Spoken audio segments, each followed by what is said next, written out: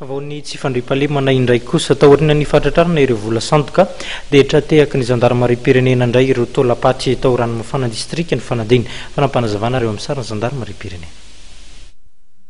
Raha vao selakory izay no natratraran'ny zandary tao ranomafana vola sandoka amin'ny titina R1,700 dia tolapaty raika amin'ny 100 indray no trateaka ny zandary avy ao Ambohimanga Atsimo dia samy ao anatin'ny distrika ny fanadina ihany. Nisy vaky fasana teny toerana ny tapaky ny volana febroary 2024 lasa teo izay nahavelezana tolapaty maro. Rehefa nampandre tao amin'ny tomparitry ny zandary Ambohimanga Atsimo ny tompo-pasana dia fantatra fa misy olona 3 ahihina ho tompon'antoka amin'ity raharaha ity. Tamin'ny fampitorana nataony no ahafantarana fa misy olona 3 hafa koa mpiray petsapetsa amin'izy ireo izay vehivavy ny iray ary marihana fa ny amin'ny distrikan'Ambositra no hivarotan'izy ireo izany. Vokatry ny fiara-miasa tamin'ny fitsarana sy ny zandary tany Ambositra no nahatratrarana ireto tolapaty ireto. Fasana vaky zany tany amin'ny faritry ny brigade Ambohimanga Atsimo dia nitaraina tamin'ny gendarmerie zany ny tompon'ny fasana ary ny ahiahy olona 3 lahy.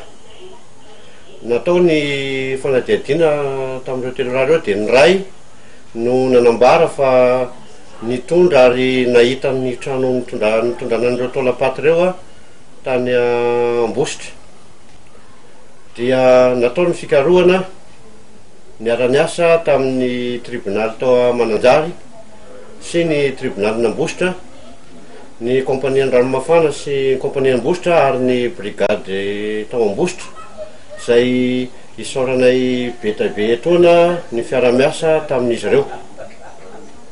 Izany no nahatonga fahatratrarana ny mpandray ny taolana dia vehivavy ray ary olona 2 lahy hafa naka ny taolana tao amin'io vehivavy io saika entina amidy tany Marosoa Imadiala.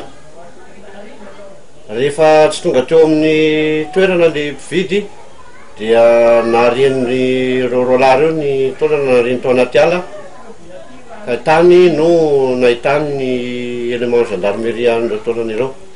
Fanatsona ny tompon'ny taolana ary mitohy ny famitorana momba nyity raharaha ity dia manentana hatrany zahay amin'ny fiara-miasa amin'ireo tsara sitrapoa sy ny vahoaka rehetra zany mba hanome anay izay vaovao rehetra ilaina mifanaraka amin'izany.